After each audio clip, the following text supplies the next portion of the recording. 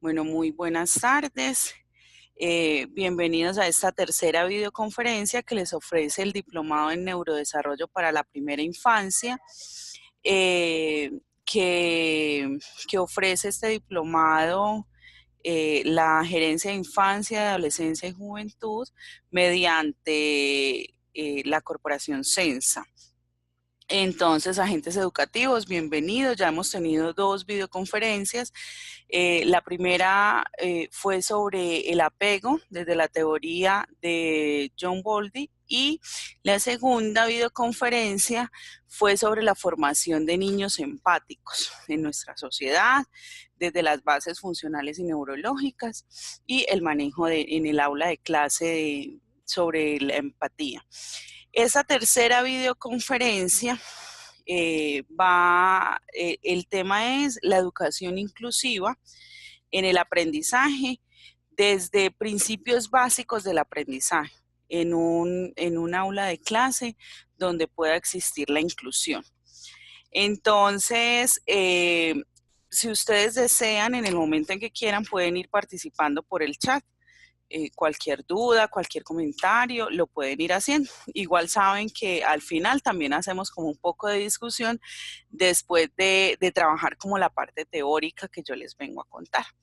Vamos entonces ir entrando poco a poco en este tema para llegar a hablar de principios pedagógicos y metodológicos en el aula de clase desde las funciones cerebrales y darnos cuenta cómo somos tan iguales y tan diferentes que nos podemos complementar sin tener que hablar. Qué tan rico fuera que en nuestra aula de clase no se hablara de inclusión, porque tenemos tan claro el concepto de igualdad, de equivalencia, de respeto, que esta otra palabra inclusión no tuviéramos necesidad de que existiera.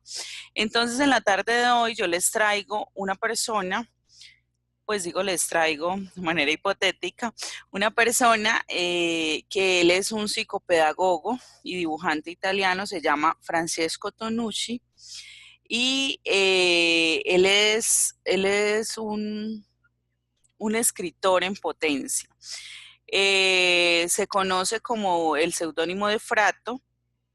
Es autor de numerosos libros sobre el papel de los niños en el ecosistema urbano y de artículos de revista. Entonces, él toma los niños y los toma como en un mundo ideal con el que sueña hacerse realidad. Bueno, entonces Francesco Tonucci brinda una entrevista que titulan La diversidad es un derecho, no una fatalidad, así como también nos lo recordaba este maestro español ahorita. Voy a traer tres apartados solamente a colación, tres apartados de la entrevista que le hacen, que es muy interesante. Ojalá algún día lo puedan escuchar y puedan reflexionar sobre él a partir de nuestra experiencia educativa. Le hacen una pregunta donde dice, ¿cuál considera que es la misión de la escuela en el siglo XXI? Francisco Tonucci nos viene a decir, la escuela sigue teniendo el mismo compromiso de siempre, solo que nunca lo ha cumplido. Es más, me atrevería a decir que se interpretó casi al contrario de lo que debía ser. El lugar donde la igualdad que promete la democracia se realiza, o por lo menos donde se hace una aportación muy fuerte sobre la realización de la equidad que el nacimiento no garantiza. Hay niños que nacen con dificultades, con problemas familiares, sociales, culturales, físicos, etcétera. Y la escuela, como promesa que hace un país democrático a la población, tendría que brindar y ofrecer las máximas posibilidades para que todos, incluidos los que tienen esa falta, puedan vivir una experiencia de igualdad.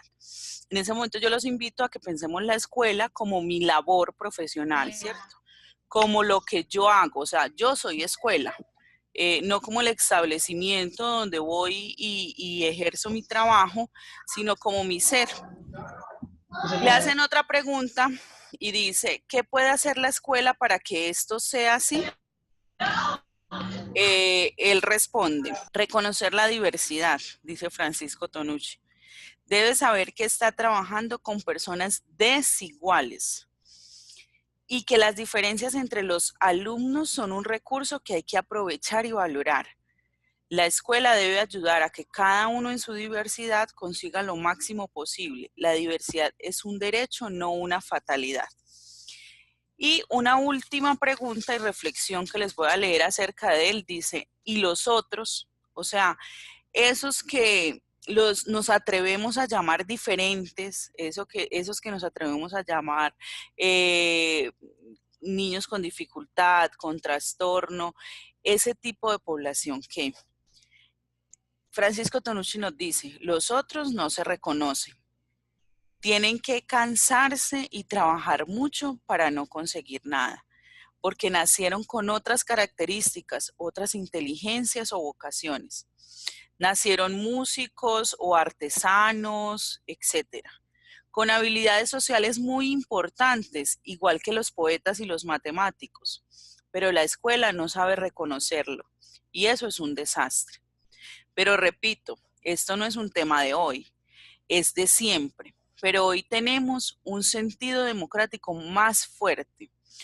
Vuestra Constitución dice que el papel de la educación es que cada uno pueda desarrollar sus capacidades naturales. Y ese sería nuestro objetivo, independientemente de ese tipo de niño que llega, en donde nuestro sistema escolar no está aún con toda la capacitación posible para brindarle a este niño y al maestro la facilidad de poderlo tener y poder estar con él. Nosotros como maestros sí debemos garantizar que esa educación desarrolle sus capacidades naturales, porque con toda seguridad todos los niños, aunque sean diferentes, son iguales. En el sentido en que tienen capacidades, tienen potencialidades, tienen una fibra de bien, tienen un cerebro que funciona a diferentes ritmos y desde diferentes contextos, pero lo hace. Buenas tardes para todos quienes han llegado. Carolina, Beatriz, se está pausando la imagen y el audio. Beatriz, es cuestión de conectividad. Gloria, gracias por tu observación. Wendy, se encuentran reunidas. Bueno, muy bien, bienvenidos. Entonces, hicimos ya una introducción al tema y les dejo abierta la posibilidad de poder leer a Francisco Tonucci. Y ese sujeto como un ser social y político, ese niño que tenemos en nuestras aulas de clase como un ser social y político, diferente, pero con un trato igualitario, aprovechando la diversidad como una estrategia de trabajo y de congruencia en el aula de clase. Voy entonces a compartirles, Daisy, buenas tardes, a compartirles una experiencia que aunque está montada de manera caricaturesca, nos va a poner a pensar un poquito el hecho de cuando yo digo, y empecé hablando sobre esto, sobre el tema de hoy, inclusión, yo tengo que referirme al tema de inclusión mucho tiempo después de haber aprendido muchas cosas. Antes, cuando yo estaba pequeña, yo no recuerdo que me hayan dicho, es que hay que incluir, es que entre personas, entre seres humanos, ¿cierto? Y pienso que en los niños no pasa eso, ellos no saben y desconocen el término inclusión como el significado de algo que una persona que no pertenece a un contexto y que no pueda estar en ese contexto y que tengan que adentrarla. Entonces, de acuerdo a esto, vamos a escuchar a Giovanni, buenas tardes, vamos a escuchar y a ver este video que les preparé para el día de hoy.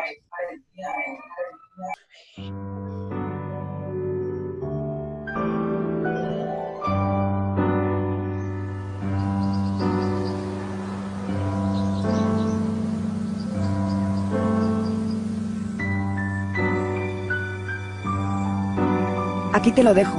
Ya sé que no es el sitio más adecuado para él, pero mira, es que estamos saturados. En cuanto podamos, nos lo llevamos a un sitio más acorde con su situación. Aquí tienes los informes, las medicinas.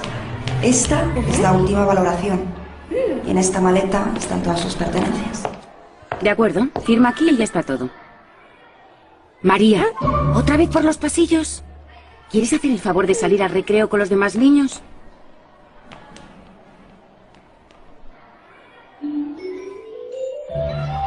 ¡Niños! ¡Niños! Este es vuestro nuevo compañero. Como veis, es un poco especial. Pero entre todos tenemos que conseguir que se sienta a gusto el tiempo que esté entre nosotros, ¿de acuerdo? Bueno, vamos a empezar con la clase. ¿Recordáis que ayer hablábamos de la importancia de las comas? Las comas pueden cambiar el sentido de una frase hasta convertirla en otra completamente diferente. Aquí por lo menos te dará el solecito un rato. Ahora vuelvo, ¿vale?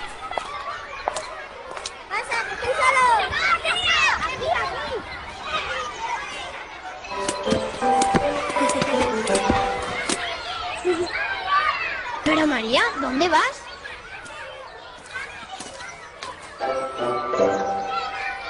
Hola, ¿cómo te llamas? Yo me llamo María. Bienvenida al cole. ¿No sabes andar? Ni hablar. ¿No sabes nada? ¿Qué te pasa? Eres un poco raro. Mira, es muy fácil. Si quieres mover una mano, haces así. Y la mueves. Y si quieres hablar, haces así. Hola. Y lo haces. María, ven a jugar con nosotras. Y si te pica un brazo, ¿cómo te rascas? Yo cuando me pica un brazo no me puedo aguantar.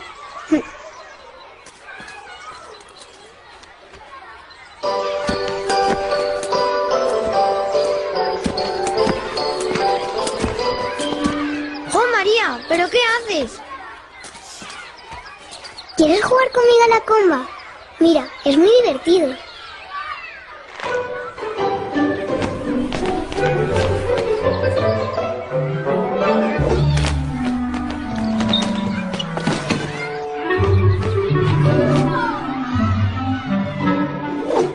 ¡Qué rara es María!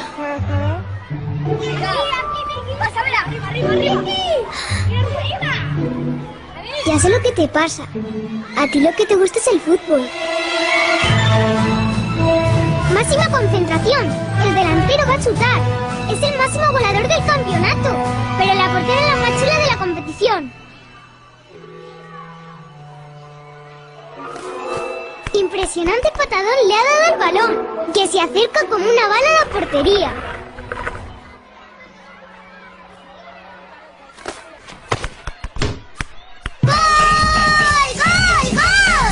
Un niño en la silla de ruedas ha metido gol. ¡Gol! ¡Pero qué rara es María!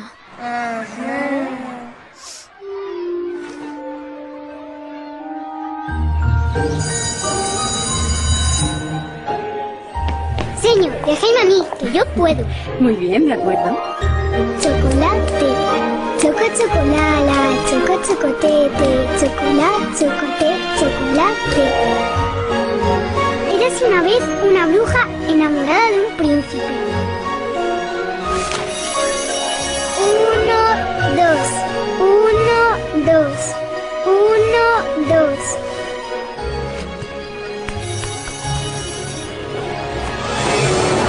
¡Capitán! ¡Salve a la doncella! ¡Auxilio, capitán! Solo vos podéis salvarme. No conseguiré salvarla. La doncella está a buen recaudo. ¡Jo, jo, jo!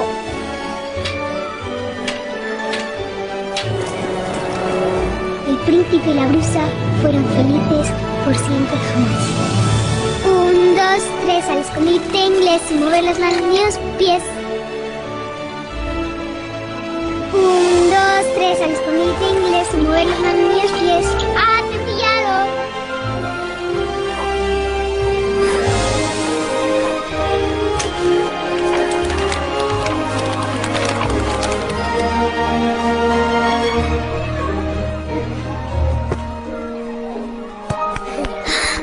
¡Sí! solito lo has conseguido. Vas a recuperarte y vas a andar y también hablar y vamos a viajar por todo el mundo. ¿Sabes que hay sitios donde comen hormigas? Bueno, no hace falta que comamos hormigas.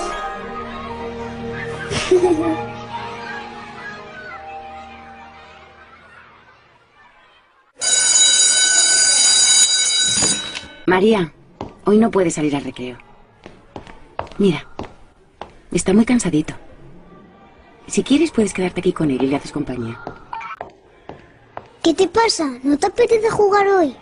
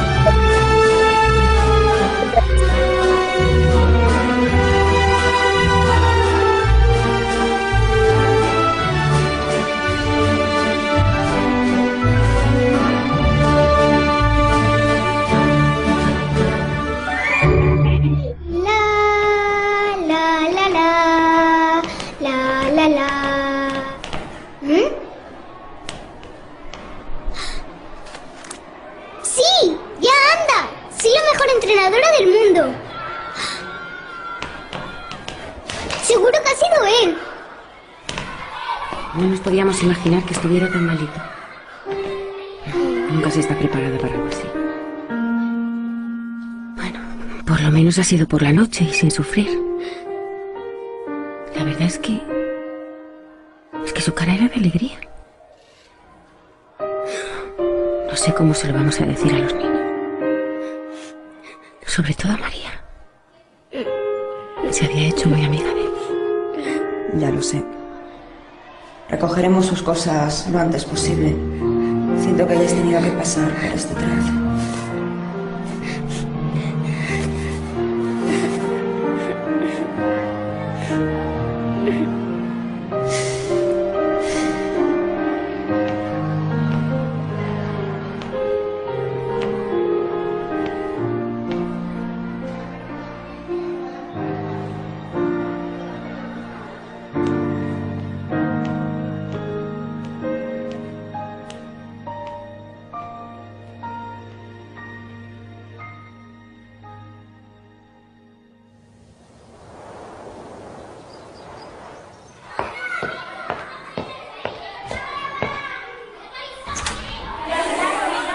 Buenos días, niños.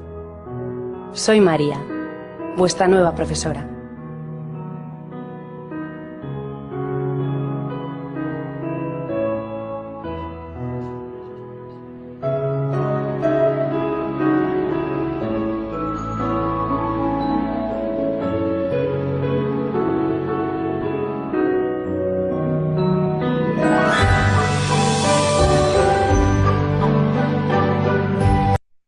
Bueno, entonces podemos ver una bonita historia donde María aprendió la inclusión simplemente ¿por qué? Porque tenía una gran emocionalidad y empatía, lo que hablábamos ayer, ¿cierto?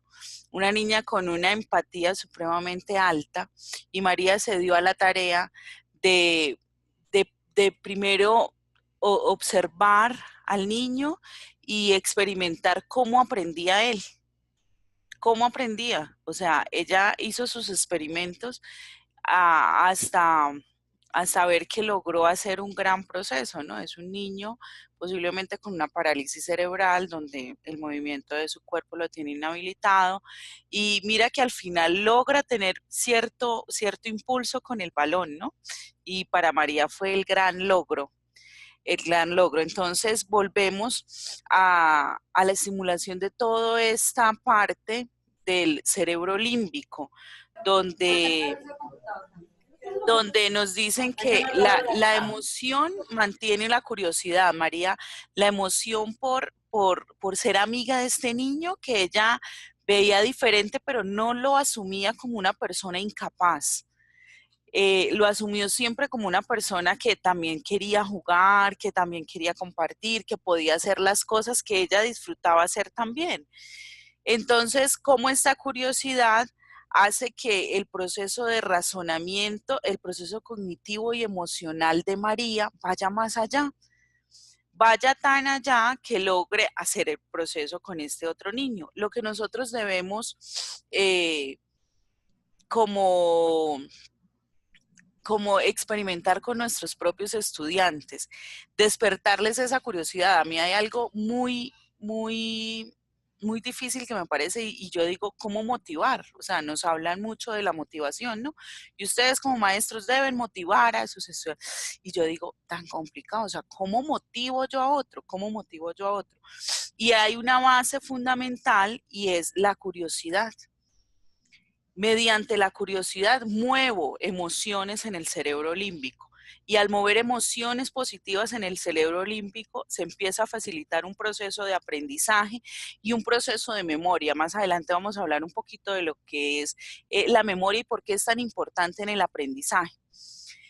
Si genero situaciones de estrés, imagínate donde María se hubiera acercado de otra manera, poco empática, hubiera producido estrés en el niño, obligaciones de ciertas cosas. En este sentido, hablamos que en la amígdala, que es donde la primera parte de nuestro cerebro que toma la emocionalidad en el sistema límbico, se va a dificultar que ella haga el paso correcto a nuestra corteza prefrontal y eso se pueda convertir en una función ejecutiva, ¿cierto? En un aprendizaje. Entonces, con relación a esto, quiero traer hoy a una psicopedagoga también, que se llama Manuela Garrido. Ella es una latinoamericana que escribió el libro Neurociencia y Educación. Entonces, este libro muy completo, también súper recomendado, como recomendé el libro de Francisco Tonucci, súper recomendado el libro. En este libro, básicamente, Manuela Garrido nos da 12 principios para el aprendizaje. Ella los llama así. Voy a tratar de darles como lo más importante que yo rescato de estos 12 principios para el aprendizaje. Ojalá quien quiera tomar nota y tenerlo a la mano, así como estuvieron ayer que dijeron, yo sé que hoy todos llegaron súper empáticos a sus lugares de trabajo, porque fue muy interesante y sobre todo muy aplicado. Yo también quiero que esto sea algo supremamente aplicado y que les sirva a ustedes en el aula de clase. Melissa nos dice, me parece interesante cómo el video ilustra cómo se debe adaptar el ambiente a las capacidades diversas de los niños y las niñas y no ellos a un entorno inflexible. Sí, totalmente de acuerdo. Carolina nos dice, María creó un ambiente cordial y seguro para el niño. Natalie nos saluda. Giovanni nos dice, de acuerdo, me encanta ver todas las estrategias que implementó para incluirlo y cómo utiliza las actividades rectoras. Muy bien. Como María, sin conocer mucho de teoría, mira que acá se ven reflejados los procesos básicos que nosotros desarrollamos en la primera infancia, sin tener que pensar en las superestrategias, simplemente ¿por qué? porque se acercó y conoció a ese niño. Bueno, entonces vamos a adentrarnos a estos 12 principios para el aprendizaje, de los cuales nos habla Manuela Garrido, y nos dice, el primer principio: el cerebro es un complejo sistema adaptativo. Cuando dice que es un complejo, no hace referencia a que sea una cosa difícil e imposible de abarcar, sino que nos dice complejo en el sentido de que es tan completo, tan funcional, que se puede adaptar a cualquier situación y en cualquier medio. ¿Por qué el cerebro es un sistema adaptativo? Porque tiene una capacidad para funcionar en muchos niveles y de forma simultánea.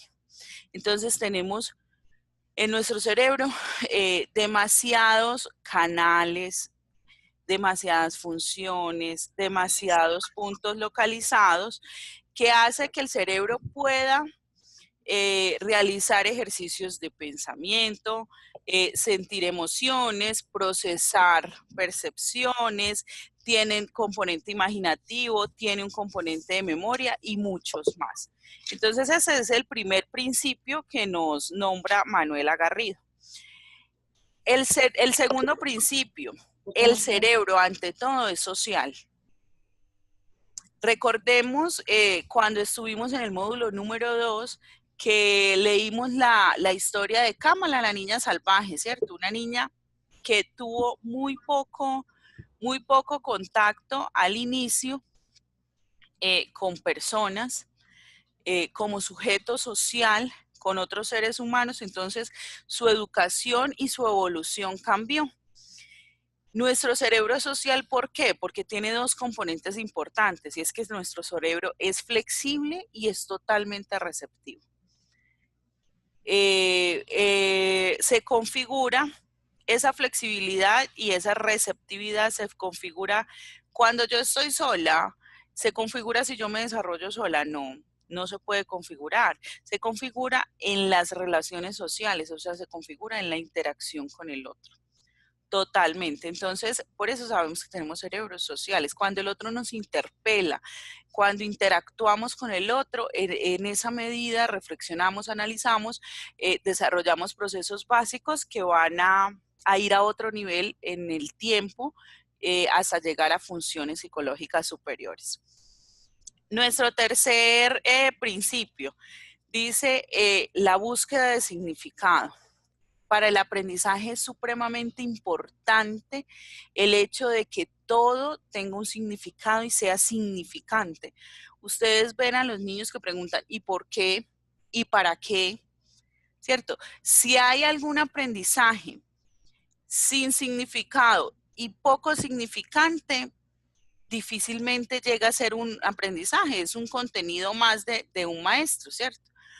Y esto es una capacidad innata, no son ganas de molestar del niño, de preguntar que, ay, tan cansón, pero como pregunta, no, es que es demasiado curioso, no, es que todo lo quiere saber, el que todo lo quiere saber lo quiere contar. No, en realidad es una capacidad innata que se debe dar para que nuestro cerebro haga un proceso adecuado a nivel de aprendizaje. Encontrar sentidos a nuestras experiencias nos dirige o nos lleva a enfocarnos en metas. Dice Carolina Londoño, los niños en medio de su inocencia representan la capacidad de aprender a través de la duda. Ajá, muy bien. Esa es la duda que nos viene a dar significado y significantes en el proceso de aprendizaje. Buenas noches para quienes están llegando. Bueno, entonces estamos retomando y decimos que en los 12 principios del aprendizaje vamos en el cuarto principio de aprendizaje y nos dice que la búsqueda de significados ocurre a través de pautas. Manuela Garrido llama pautas a lo que Vygotsky en su teoría social nos llama, de aprendizaje social, viene a llamar zona de desarrollo próximo. ¿Y qué es esto? Es cuando el niño adquiere un conocimiento significativo propio, no se queda solo con eso. sino que siempre ocurre un estímulo que lo lleva a alcanzar otro nuevo conocimiento. Y así se va dando nuestro proceso de aprendizaje, lo dice Vygotsky, nos lo viene a decir ahorita Manuela. Entonces, esas pautas son las que directamente los maestros les proporcionamos a los niños. Ahí es donde está la clave de la motivación, la clave de la curiosidad, la clave de generar dudas, como lo decía ahorita una de los agentes educativos acá. ¿Para qué? Para que nunca se termine esa zona de desarrollo próximo y siempre vayan enlazando un aprendizaje previo con la estimulación de un nuevo aprendizaje. El cerebro mismo es quien va a formular sus propias pautas de conocimiento. En la medida en que el maestro proporciona un contexto, por eso nuestros contextos con nuestros niños deben de ser ricos, ¿cierto? Y deben proporcionarle muchas alternativas, porque el cerebro como tal va empezando a tener sus inclinaciones, sus propias zonas de desarrollo próximo o sus propias pautas de aprendizaje. Nuestro quinto elemento dice, las emociones son críticas para la elaboración de pautas. Entonces, hemos hablado mucho a nivel emocional, de educación emocional, y sabemos que de acuerdo a la emocionalidad, nuestro cerebro está motivado para, ¿cierto? O está desmotivado para. De eso trata este punto. La sexta pauta nos dice, el cerebro percibe simultáneamente. Eso quiere decir que, aunque tengamos zonas focalizadas en el cerebro encargadas de la visión, de la audición, ¿cierto? Donde fuertemente se den, nuestro cerebro no trabaja solamente por esas, o sea, entonces ahorita solamente estoy escuchando, entonces solo está activada la zona de la audición. No, nuestro cerebro actúa de manera simultánea haciendo, en esas zonas hay un gran desarrollo, pero si en otras zonas no lo hay, no podríamos ejercer funciones como tal. Entonces trabaja de manera simultánea, actuando o creando una actividad equivalente en los dos hemisferios cerebrales, siempre que haya aprendizaje. Como séptima pauta, dice, el aprendizaje implica dos tipos de atención. Implica una atención localizada, que es esa atención consciente. En este momento, la atención localizada de cada uno de ustedes está en la pantalla del computador, ¿cierto? Porque me están viendo, porque me están escuchando. Esa es la atención localizada. Sin embargo, en ese momento, aunque ustedes estén acá en el computador y me estén viendo y me estén escuchando, no es lo único que están percibiendo. También tenemos una atención periférica que está más allá del foco inmediato. Esto lo podemos relacionar con la visión, ¿cierto? Nosotros tenemos una visión acá inmediata y tenemos también una visión periférica que nos permite, por ejemplo, cuando vamos a pasar una calle, no tener que estar detenidamente girando nuestra cabeza, sino que nos da toda una visión global. De igual manera se da la atención. Por eso vuelvo e insisto, los espacios que nosotros adecuamos para el aprendizaje de nuestros estudiantes tienen que ser nutridos, congruentes con el proceso de aprendizaje que estamos llevando con ellos. Porque aunque tengamos una atención focalizada, también tenemos una atención periférica. Beatriz me dice por acá que le repita el quinto, por favor. El quinto, las emociones son críticas para elaboración de pautas. Y cuando hablamos de pautas es hablar también, en este caso Manuela Garrido lo llaman pautas, pero es hablar de zona de desarrollo próximo de Vygotsky, de esos aprendizajes que por motivación se van adquiriendo y de manera cíclica se van dando. Bueno, la séptima pauta dice, el aprendizaje implica, bueno, ya no, esa ya la había explicado, perdón, dos tipos de atención. Vamos para el octavo. El aprendizaje implica procesos conscientes o procesos inconscientes. No siempre aprendemos y es una capacidad grandísima que tiene nuestro cerebro y a mí me parece encantador esto. No siempre aprendemos lo que queremos aprender, sino que también aprendemos cosas que no queremos de pronto aprender. ¿Y por qué? uno, pues por las circunstancias, dos, porque de manera inconsciente también aprendemos. Y muchas veces esos aprendizajes, aunque no se dan de manera estructurada, son súper significativos para la vida. Y ese aprendizaje inconsciente no lo hacemos de manera inmediata. Muchas veces hay aprendizajes inconscientes que en la mayoría de veces tienen que transcurrir un largo tiempo para poder decir, ay, mira, esto se relaciona con algo que yo aprendí en algún momento, o le encuentro significado a un aprendizaje actual porque tengo un aprendizaje previo hecho de manera inconsciente. ¿Sí? Y creo que nos ha pasado en la vida y en muchos casos que aprendo más fácil algo porque tengo un aprendizaje inconsciente guardado en mi cerebro que no fue dado por un aprendizaje formal y estricto, pero que fue dado en un contexto y que mi cerebro lo asimiló y en un momento determinado lo va a utilizar. El noveno principio de aprendizaje dice, tenemos dos enfoques de organizar la memoria, dos maneras, dos formas de organizar la memoria. Una manera es el recuerdo conductual, es ese recuerdo o es esa memoria que se da por un estímulo o un castigo. Es esa memoria que yo tengo y yo digo, yo aprendí que, a ver, vamos a poner un caso trágico, que no podía atravesar la calle sola, porque, pues corriendo, porque cuando estaba pequeña, y una vez hice eso y mi mamá me regañó fuertemente. Entonces, eso es un recuerdo conductual, ¿cierto? Y también tenemos otra manera de organizar nuestra memoria, que es la forma espacial o autobiográfica, que es el recuerdo de experiencias, pero son recuerdos de experiencias sin tener que haber existido un estímulo positivo o negativo, simplemente recuerdo experiencias porque se quedaron alojadas en mi memoria. Esas dos maneras de organizar mi memoria, esas dos maneras como mi cerebro organiza mi memoria, o porque hubo un estímulo positivo o negativo, o porque es algo autobiográfico, las tenemos que utilizar cuando vamos a hablar de aprendizaje significativo. ¿Por qué? Porque no hay un aprendizaje significativo que no se dé en el cerebro de un niño si no está conectado con algo de su realidad como tal.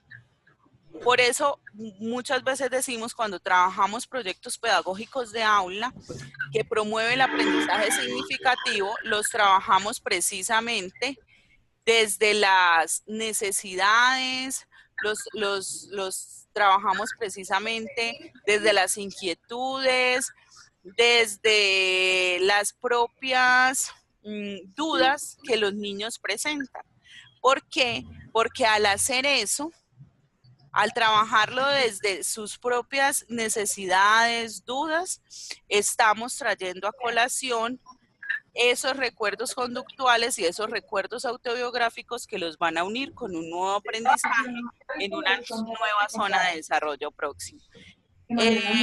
Bueno, vamos entonces en el noveno principio para el aprendizaje. Saludo a las personas que están llegando. La profesora Isabel nos saluda por acá también. Hoy tenemos la presencia de Isabel y de Julia, que son dos profesionales de campo, Isabel en Ciudad Bolívar y Julia en Santa Fe, Antioquia. Me alegro mucho tenerlos por acá. Por acá también haciendo parte de esta charla. Carolina nos dice, el aprendizaje inconsciente se relaciona también con los estímulos que llegan a través de los sentidos y se relacionan con eventos memorísticos. Sí, ahí, o sea, tú lo estás diciendo de otra manera, pero lo estás diciendo. Es un tipo de almacenar, es un tipo de memoria que se almacena. Es un tipo de memoria que se almacena, es correcto lo que estás diciendo. Bueno, vamos para el principio de aprendizaje número 10. Dice que el aprendizaje es un proceso de desarrollo y esto es muy básico y lo sabemos y está fundamentado en que nuestro cerebro es plástico. Tenemos un cerebro con gran plasticidad, por eso se da de manera, por eso se da en desarrollo. Y por eso decimos, cuando una persona, por ejemplo, muere, investigan su cerebro, entre más arrugadito esté, se dice que más lo usó, ¿cierto? Entre más liso esté, se dice que no lo usó. Nuestro 11 principio dice el aprendizaje complejo. Para que exista un aprendizaje complejo, tienen que haber más desafíos y menos amenazas.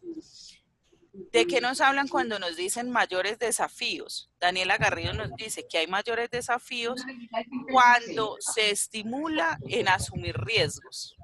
Cuando proponemos un riesgo, estamos tocando esa zona de estímulo cerebral que nos lleva a avanzar en el aprendizaje. Cuando proponemos una amenaza, difícilmente el niño se arriesga y entonces se limita y el proceso de aprendizaje se corta. Y por último, nuestro último principio de aprendizaje que nos propone Daniela Garrido dice, cada cerebro está organizado de manera única. Y de esto creo que ya hemos hablado y hemos en algunos momentos tenido una charla con las personas con quien me he acercado y es que todos tenemos el mismo sistema cerebral, todos nacemos con el mismo sistema cerebral, pero lo vamos definiendo funcionalmente pues con nuestros procesos sinápticos, ¿cierto? Pero lo definimos de acuerdo a nuestra herencia genética y de acuerdo a nuestro entorno, que es tan importante en ese desarrollo cerebral, y más si vamos a hablar de neuroeducación. Esto lo podemos evidenciar porque esto lo podemos evidenciar cuando se expresa a nivel de estilos de aprendizaje, cuando vemos que existen las inteligencias múltiples y niños con diferentes tipos de inteligencia, cuando vemos diferentes aptitudes, diferentes talentos, ahí es donde lo evidenciamos. Voy entonces a compartirles un último video acá, por favor, acá nos dice Lina, el cerebro es un órgano muy completo, por lo tanto desarrolla un buen aprendizaje y estamos viendo nosotros como maestros estos principios de aprendizaje, ¿para qué nos sirven? Para entender esto que nos dice Lina, este análisis que hace ella, ¿cierto? Tenemos que ser tan ambiciosos y tenemos que direccionar y conocer tanto el cerebro que encontramos principios únicos en nuestra aula de clase donde decimos, así exista la diferencia, la inclusión se da, ¿por qué? Porque soy un maestro consciente de que tenemos cerebros únicos y en desarrollo todo el tiempo. Nos dicen, cada niño es único y por lo tanto demuestra su desarrollo de la siguiente manera. Jennifer Gómez. Beatriz, me repite la 10 y la 12, me puede repetir el último principio. Bueno, por eso es importante que haya una adecuada estimulación por etapas acompañada de mucho afecto, nos dice Isabel. Muy bien, voy a repetir entonces desde la 10 a la 12 que me lo están pidiendo. El principio número 10 dice, el aprendizaje es un proceso de desarrollo. ¿Por qué? Porque tenemos un cerebro totalmente plástico, totalmente flexible. El 11 dice, el aprendizaje es complejo en la medida en que aumenta cuando proponemos desafíos para los niños. ¿Por qué? Porque lo estimulamos a asumir riesgos. Y disminuye o no se da o se inhibe el proceso de aprendizaje cuando al niño se le propone o se le muestra como una amenaza. Simplemente nuestro sistema límbico lo bloquea porque limita ese aprendizaje. Y el 12, cada cerebro está organizado de manera única. Todos nuestros cerebros, todos tenemos el mismo sistema cerebral al nacer, ¿cierto? Todos tenemos el mismo sistema cerebral al nacer, pero diferimos en cuanto a nuestra herencia genética y de ahí en adelante, desde que estamos en la gestación en adelante, diferimos de nuestro entorno. ¿Por qué? Porque el entorno es muy diferente para cada uno de nosotros. Ahora ya 70. ¿Qué ocurre con los procesos de aprendizaje durante el ciclo del sueño? A ver, el ciclo del sueño en realidad tiene varios ciclos dentro, ¿cierto? Sencillamente recapitulamos, hacemos memoria, distribuimos información, ¿qué más puede ocurrir? Están haciendo como todo ese proceso del que les hablaba ahorita, que tenemos, yo les decía que teníamos un proceso totalmente consciente y otro proceso inconsciente, que ese proceso inconsciente lo veníamos a asimilar con nuevos procesos en el transcurrir del tiempo, ¿cierto? Entonces nuestro cerebro es como cierto computador, ¿no? Que en su parte interna, en carpeta, organiza, ordena, pues por poner un ejemplo, ordena, en carpeta, organiza, tiene prioridades, entonces todos esos procesos podemos decir que a través de los canales, de la sinapsis, se van dando, no se van dando solamente en el proceso del sueño, sino en todo el tiempo, porque nuestro cerebro siempre está en funcionamiento. Siempre hay un constante funcionamiento de nuestro cerebro, consciente o inconsciente. Bueno, vamos súper largos hoy también, pero quiero compartirles un último video porque iniciamos el tema desde la inclusión, ¿cierto? Entonces dijimos que íbamos a dar unas pautas de aprendizaje en donde esa inclusión se hace. Y mire que no he hablado de niños especiales, cómo trabajar con niños especiales, simplemente hablé cómo en el proceso de aprendizaje, en general, aplicamos unas pautas que los cubren a todos en el proceso de inclusión, que nos lo inspiró María en el video y que en este momento vamos a ver otro video corto que va a tratar y como que va a cerrar ese tema de inclusión desde una práctica educativa. Vamos a ver cómo una maestra, a pesar de tener un grupo escolar donde hay un niño con una deficiencia, con una alteración sensorial, coloca la misma tarea para todos y la direcciona de una manera muy pedagógica y cómo se resuelve esta tarea con ese niño que tiene alteración sensorial notoria. Entonces, permítame, les comparto.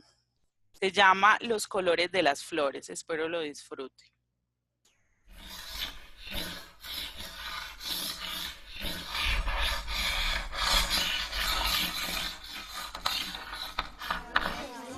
Bien, chicos, silencio ya. Para mañana quiero que me escribáis una redacción de la longitud que queráis, pero el tema tiene que ser el siguiente: los colores de las flores.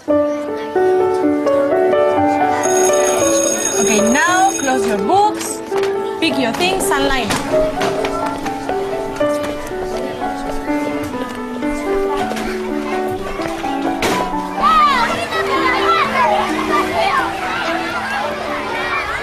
Diego, ¿cómo vas a hacer la redacción?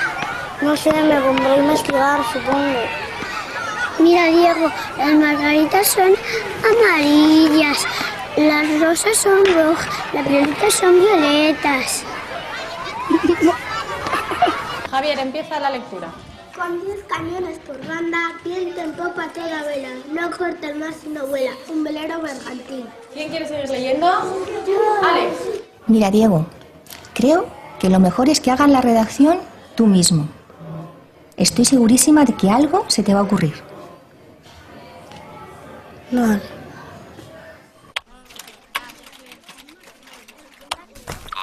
Buscar componentes. El color es una percepción visual que se genera en el cerebro al interpretar las señales nerviosas que le envían los fotorreceptores de la retina. ¿Fotorreceptor? Los colores de las flores, ¿eh? Pues a ver cómo sales de esta. Y entonces el caracol y el pajarito se pusieron a discutir quién se quedaba con la flor. Y el pajarito A ver, le dijo... mamá, repíteme esa parte. El caracol y el pajarito se pusieron a discutir quién se quedaba con la flor.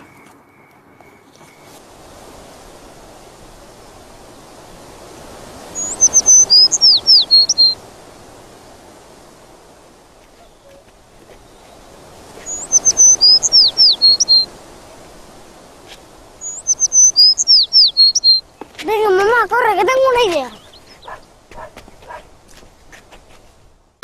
Escucha, Diego. El color es una percepción visual que se genera en los fotorreceptores.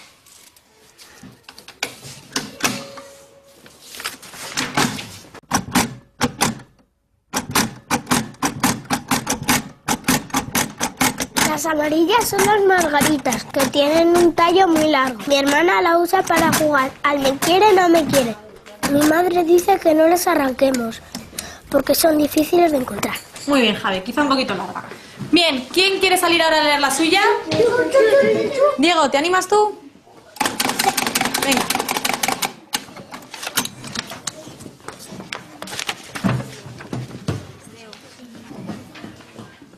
Las flores son de color pajarito y hay muchos colores de flores. Por eso hay tantos pajaritos, porque hay un pajarito para que cada flor tenga su color. También hay flores color abeja o color vaquita del campo. En el campo de...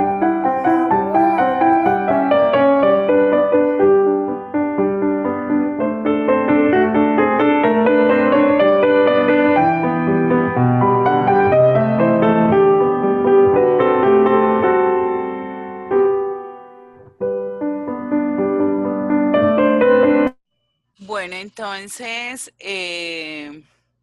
Natalie nos dice por acá, es muy importante brindar una estimulación adecuada a las necesidades de cada niño y niña. Muy buena estrategia, excelente video, sí, muy bien. Vemos entonces como una maestra simplemente realiza inclusión sin necesidad de hacer nada diferente. ¿Por qué? Porque entiende y sabe y conoce el proceso de aprendizaje. Entiende esas bases funcionales cerebrales y cómo se dan en la medida en que se puede exigir y se puede hacer proceso de aprendizaje. Yo quiero entonces que nos quedemos como con la idea central de que nuestro cerebro no es solo un músculo, no es un simple músculo, sino es un órgano que registra y aprovecha todo lo que experimenta. Las experiencias significativas tienen un impacto cerebral muy grande que logran desarrollar en cada uno de nosotros un gran potencial. Sé que hoy, al igual que ayer, estamos súper extendidos en la videoconferencia, pero bueno, pienso que son temas importantes. Espero que les haya gustado y hayan podido nutrirse de estos 3 temas que hemos trabajado los días de hoy, que hayan podido entender un poco más esa flexibilidad cerebral que tenemos, esa importancia de conocer nuestro cerebro y los procesos de desarrollo y esos procesos de desarrollo infantil, que son esos procesos primarios que debemos de aprovechar con nuestros estudiantes. Vamos entonces, voy a socializar un poco lo que están hablando aquí por el chat y creo que terminaremos con eso. Entonces nos dice... Diana nos dice espacios incluyentes, protectores y potenciadores. Isabel nos dice sin que se sienta la estigmatización y la discriminación. Muy bien, para poder hablar de inclusión en una sociedad.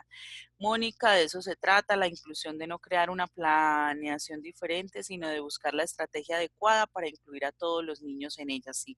Porque los niños que llamamos normales, entre comillas, aprenden muchas veces con las mismas estrategias que diseñamos para un niño al que le llamamos diferente. Las estrategias de aprendizaje y la seguridad que la profesora brinda al niño fortalece el proceso del cerebro total, y lo tocamos ayer desde el tema de empatía, antier del tema de ese apego, de esos apegos que creamos, que son esas emocionalidades. Muy interesante no ver a los niños con discapacidad como una dificultad para planear, sí. Que hay veces decimos, ay, no, pero ¿por qué tengo ese niño? ¿Por qué me tocó a mí? ¿Por qué no a la otra profe? No sé cómo hacer con él. Nosotros somos quienes colocamos esas barreras de aprendizaje para ese proceso de aprendizaje de los niños y no precisamente ellos. Muy bueno el tema importante, Marta y Laura, es con muchísimo gusto, muchas gracias, con mucho gusto. Creo que una oportunidad de aprendizaje también es para todos, sí, con toda seguridad. Y entre más lo hagamos con niños más pequeñitos, es más fácil y rompemos barreras y podemos hacer proceso y entendemos que el cerebro es grandísimo y es fenomenal. Súper buenas, interesantes los videos, conferencias de ayer y de hoy, no se siente el tiempo y quedamos como iniciados, esa es la idea. La idea es que queden iniciados, que pueden tomar nota de esos libros que he recomendado, de esos videos, que busquen, que se sigan cualificando, que no solamente sea por un registro, por un certificado que estén acá, sino porque realmente esto es lo que tenemos que hacer. Aprendemos todo el tiempo, los niños con capacidades especiales son iguales a los otros, solo que con una capacidad excepcional. Sí. Diana, gracias Iris y compañeros, muy interesante el tema. Bueno, muchísimas gracias a ustedes por estar hoy acá, por haber estado estos días, a los profes que nos han acompañado también muchísimas gracias. Siempre les digo que cuento con un equipo de trabajo impresionante, mis 5 psicólogos son lo máximo y los quiero mucho. Un abrazo para todos. Feliz noche. Mañana nos encontramos otra vez a las 6 de la tarde para la última videoconferencia que les ofrece este diplomado. Cualquier cosa estoy a la orden y muy gustosa de estar siempre con ustedes. Entonces espero que este tema también sea aplicación mañana en el aula de clase y el resto de sus días. Con muchísimo gusto, a la orden, siempre a la orden, cualquier duda. Entonces, que descansen, que pasen feliz noche y mañana nos vemos por este medio a la misma hora, 6 de la tarde, con un último tema. Que estén muy bien.